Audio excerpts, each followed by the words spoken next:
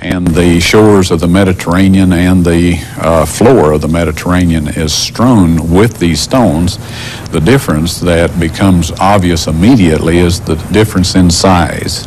These giant pierced stones are similar to ancient anchor stones used in the Mediterranean for centuries and millennia. These pierced stones are like the large Bronze Age stone anchors from the Mediterranean. Tall, broad when viewed from the side, thin when viewed edgewise or end-on, tapered towards the top, and have rope holes at their upper ends. On all of these counts, therefore, they qualify quite readily as fitting the picture of stone anchors as Ron originally identified them. Only in size or scale do these stones differ significantly from their considerably smaller Mediterranean counterparts. If the size of the stone anchors implies the size of the boat or ship on which they were used, how much more should it be true for these stone anchors weighing several tons to be, by this standard, ark-size stone anchors?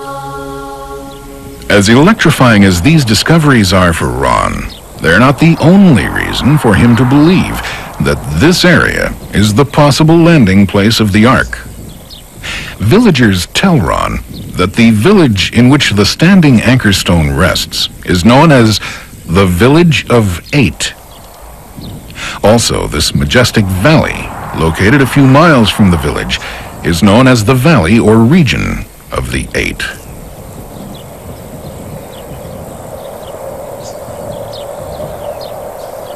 None of the inhabitants of this region know how these names came to be. They've been passed down from generation to generation. Again, he clearly finds reference to the 8 survivors of the flood.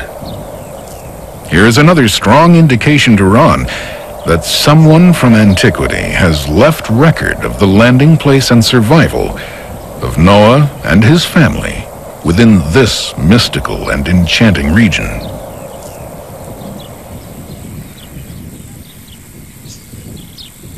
Upon Ron's return to the United States, he calls Dr. William Shea of the Biblical Research Institute of Washington, D.C., for help in sorting and analyzing his data. Dr. Shea has also been aware of the 1960 expedition and has for some time been interested in the boat-shaped object as well. He is most pleased to have the opportunity to discuss Ron's findings and to compare notes and thoughts. Dr. Shea holds a doctorate in archaeology and is also an MD.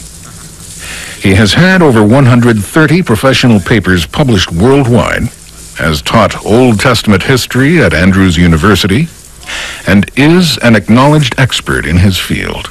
I've never measured the exact distance, but if you stand on the object, you can see Mount Ararat in the near foreground. Well, Mount Ararat is a very beautiful and very interesting mountain, but it has certain drawbacks when you think of the flood story in the Bible. Mount Ararat is a volcanic peak over 16,000 feet high.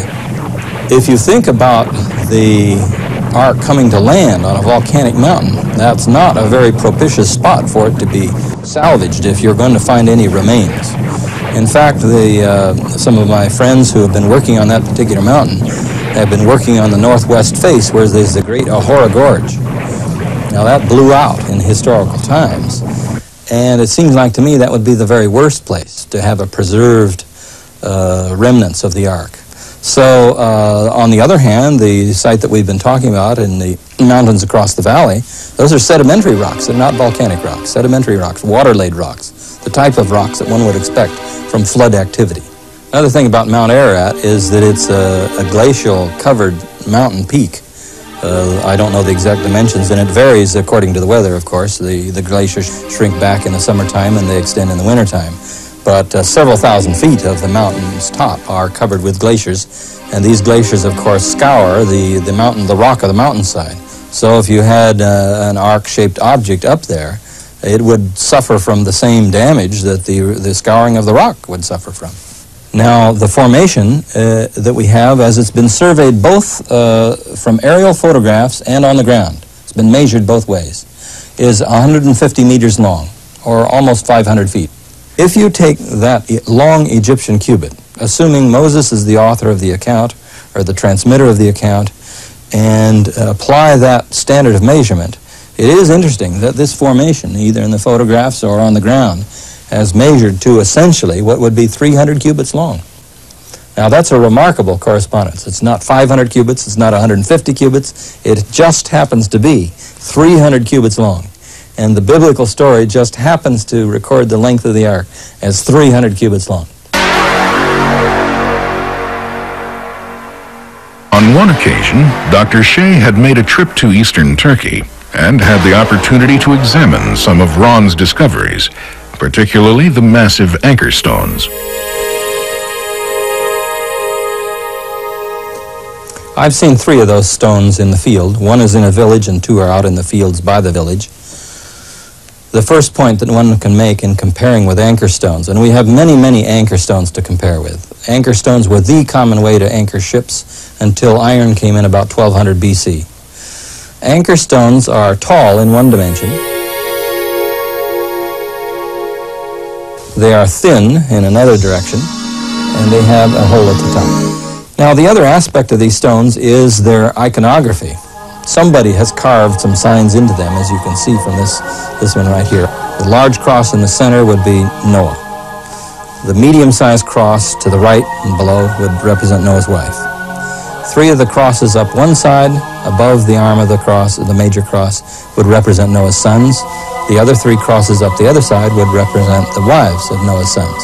There's exactly 8 crosses. There are 8 people in the flood story, and these are engraved upon stones that look very much like anchor type of stones. These are Christian crosses, but they indicate that the people who put those crosses on these stones saw some type of connection between these particular stones and the idea of Noah and the ark and the 8 people that were in the ark according to the biblical record. Now these stones are very unusual and irregular in that they are not near any normal natural body of water. It seems evident to me that somebody either wanted to depict something like an anchor stone or actually used an anchor stone in this area. And yet the nearest bodies of water are 75 miles to the southwest and 100 miles to the north. No normal, natural, reasonable explanation for why anchor stones would be used in this particular area. Ron and Bill agree that much progress has been made on Ron's first foray into the field.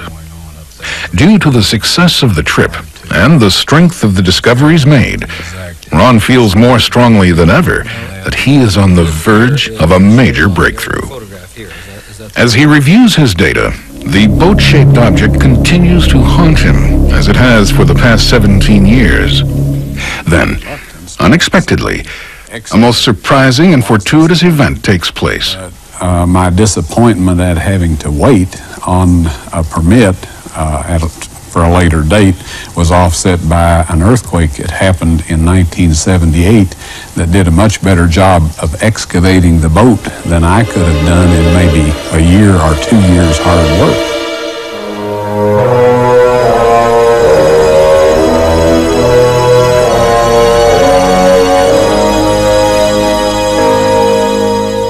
Ron is not prepared for the sight he's seeing. The earthquake has dropped the earth from around the sides of the remains, and the formation is now completely exposed.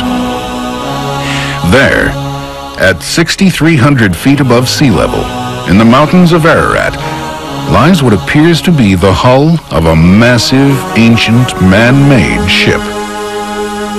The sides of the object are now clearly exposed, and the outline of the hull of a ship is now evident and clearly visible.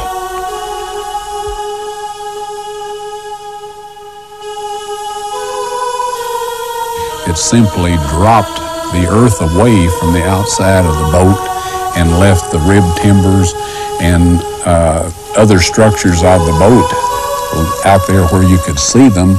Also, there was a vertical split right down the center of the boat, which enabled me to measure the depth of the boat, plus get good, clean, fresh sample material out of there to have analyzed to tell us more about the chemical composition of the boat. These two photos, post and pre-quake, give one an idea of the extent of nature's timely excavation job. The photo at left was taken in 1960 by the first party to examine the object. The photo at right was taken by Ron in 1979, shortly after the quake. It clearly shows the large quantities of earth which have been displaced from the sides of the object. Again, these two photos examine the object both post and pre-quake from yet another angle. In addition to this, the quake has cracked the object down the center, allowing Ron to take fresh samples of material for analysis. He also takes samples from around the object in order to compare the two for possible significant differences. Immediately upon Ron's return to the United States, he rushes the samples to Galbraith Labs of Knoxville, Tennessee for breakdown and analysis. The results are electrifying. Not only is there high carbon content, as in long decayed ancient wood, there are also traces of metal. Here are the first definite positive signs that the object is not just a natural phenomenon, but indeed may be man-made. Soil samples have been taken from the formation on two different occasions, in 1979 and again in 1984. It's the 1979 samples that first gave the clue that there is a distinct difference in the amount of carbon in the formation as opposed to the field outside of the formation. I have the reports here, and if there was wood in this formation, that kind of a reading with 5% of carbon content would point to it. That's the kind of reading you would expect to get from the decayed wood. Once we became aware that there were concentrations of metal in this boat formation that were associated with what appeared to be structural remains, the next obvious step was to investigate the site with the use of metal detectors. We set up a expedition with permit to go out with 4 types of metal detection equipment, and with this we carefully surveyed the boat, and we laid out survey tape on top of the ground or on top of the formation to indicate the position of the metal patterns in the boat. Included in the expedition of Ron and 4 other specialists was Dr. John Baumgartner, a physicist from Los Alamos National Laboratories of Los Alamos, New Mexico. Using 3 types of sophisticated metal detection devices, they began to lay down colored survey ribbons in correlation with the metal detection readings on both the tops and sides of the boat-shaped object. Slowly, a pattern with regular features begins to emerge. The pattern reveals the form of a symmetrical internal subsurface structure of massive proportions.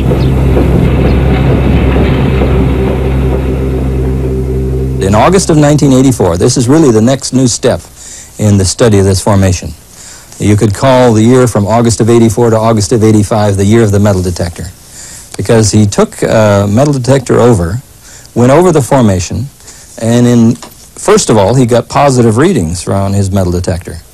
Second, as he studied it more with his metal detector, the readings not only showed some readings, but it showed readings in patterns.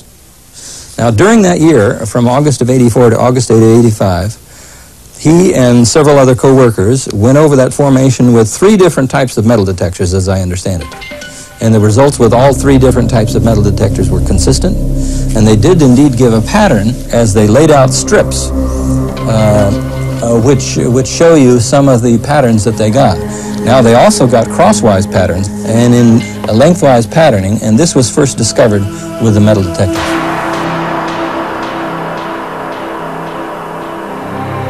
Since the negative and positive to these readings have been obtained using 4 different types of metal detectors, since one of these is species-specific in terms of the type of metal detected, since neither of these methods provides any positive readings for the field around the object, And since these positive readings can be correlated with visually observable features of the formation along the portion of one side of it, considerable confidence can be placed in the accuracy of these readings.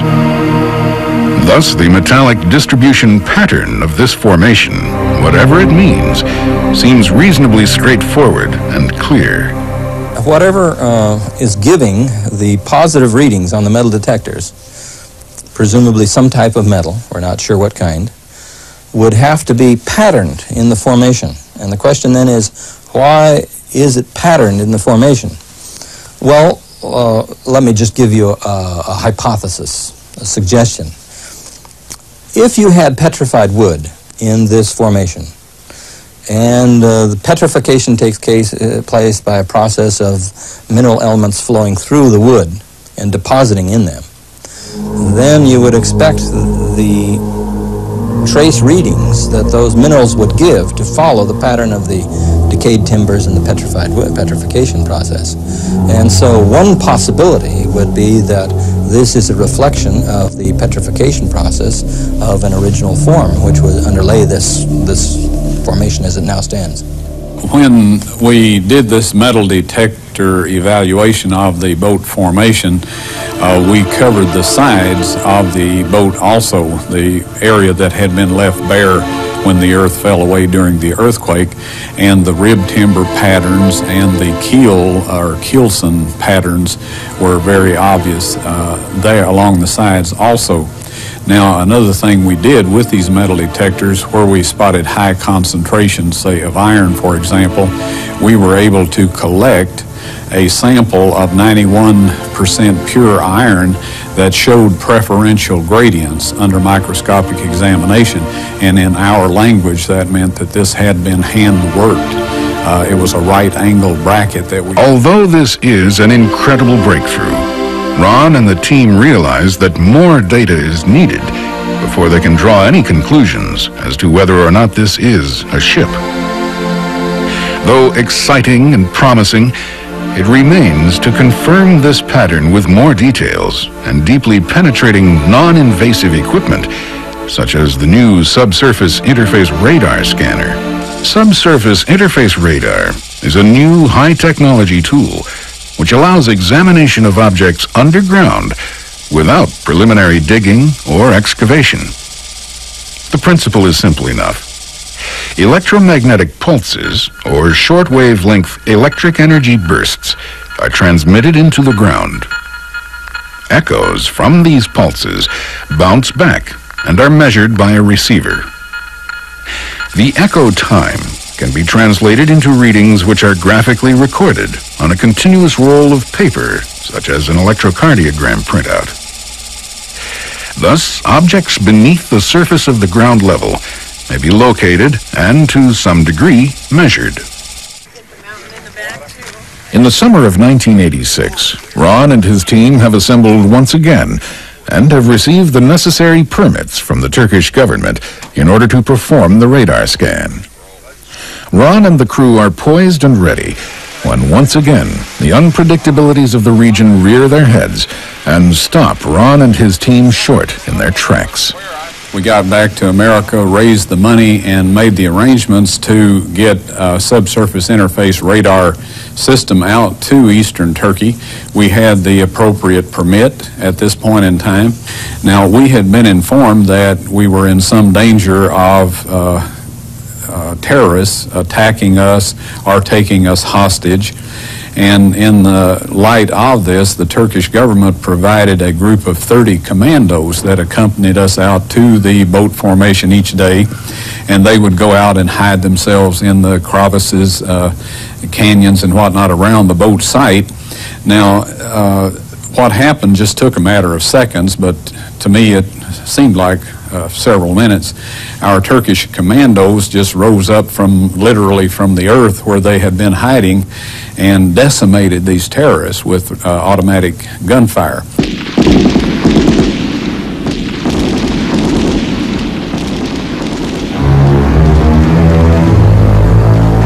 Once again, the thunder of death and violence echo off the walls of Doomsday Mountain.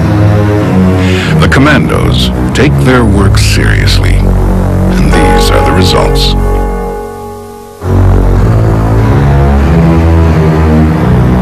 Out of necessity, the laws of these lands are harsh and strict, and these terrorists' guns are silenced forever. Ron makes the Turkish headlines, but not with the news he'd wanted. No one likes being a part of something like this. This effectively stalled our attempts to do a radar scan on the boat, and of course it was some time after that. Yet again, Ron has been dealt another blow. Every trip is extremely costly, and this one has been particularly so, due to having the radar technicians and support teams involved. It is crushing, after so many years of working and dreaming, to be so near the end of one's quest, only to be halted again so abruptly. As he has had to do on so many occasions, he calls on almost superhuman patience and tolerance, and once again, he waits.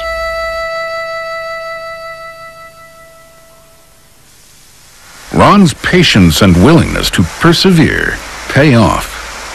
In August 1985, he receives the necessary permits and clearance to perform the radar examinations.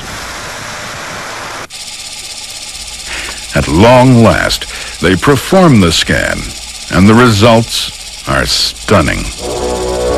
Before their very eyes, the machine tells the story of what lies beneath the surface of the object.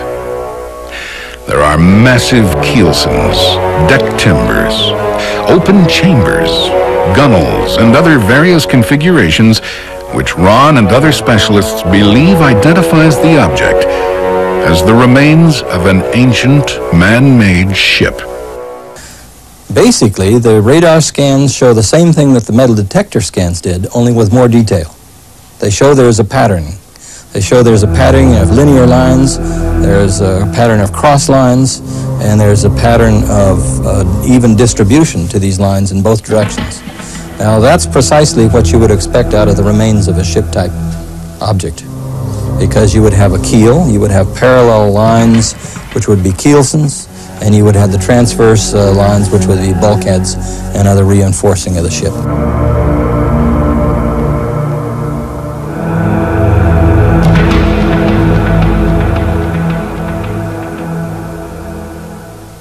Immediately after the earthquake, it was to measure the depth of the deposit or the remains of the boat along the length of the boat.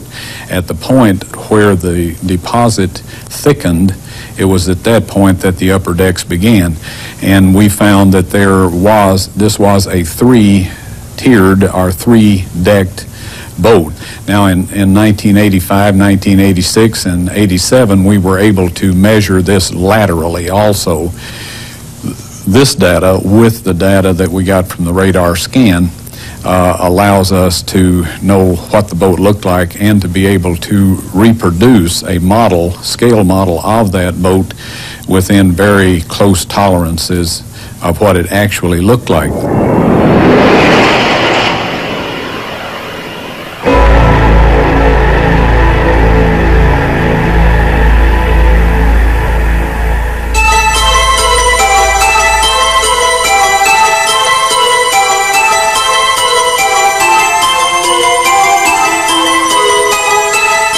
After consulting computer specialists and careful, detailed review of years of research and combined data, Ron constructs a scale model of what his data tells him the Ark resembled.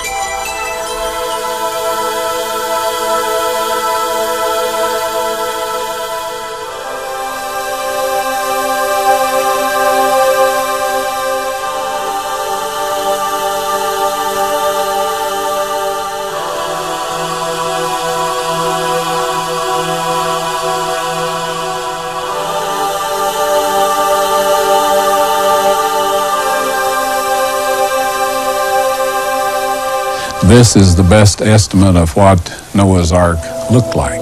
And we've designed this so that we can take it apart and show you what the inside looked like.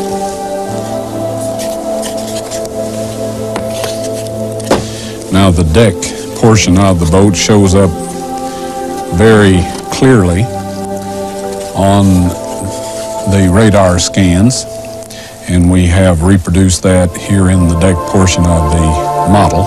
We're delighted with the results, and at this point in time, personally, I can look anybody in the eye and say that this boat-shaped formation in eastern Turkey is actually the remains of Noah's Ark.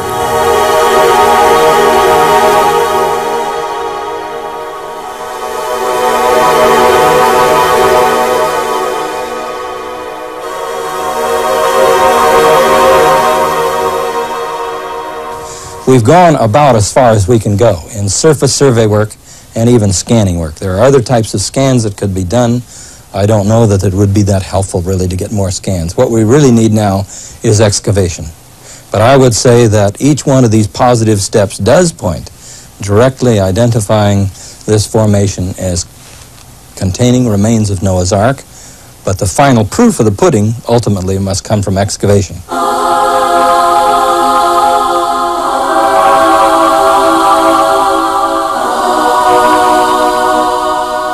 In terms of the importance of the location of Noah's Ark and the identification of it, I would say make three main points. First of all, as one goes through the history of the human race in the Bible, this stands as an important historical event, a very transitional event. It's an event that divides two eras in biblical history. So just in terms of history of the race, it's an important event.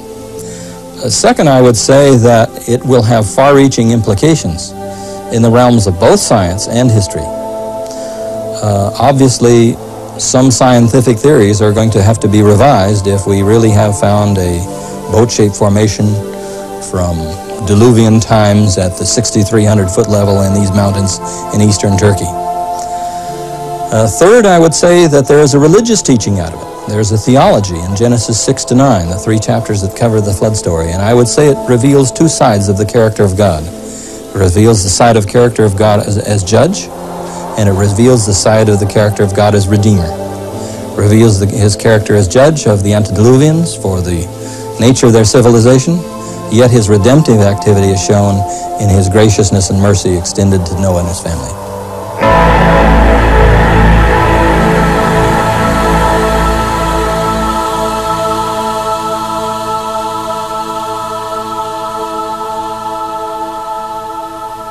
Why do explorers risk their lives searching for the remains of the Ark?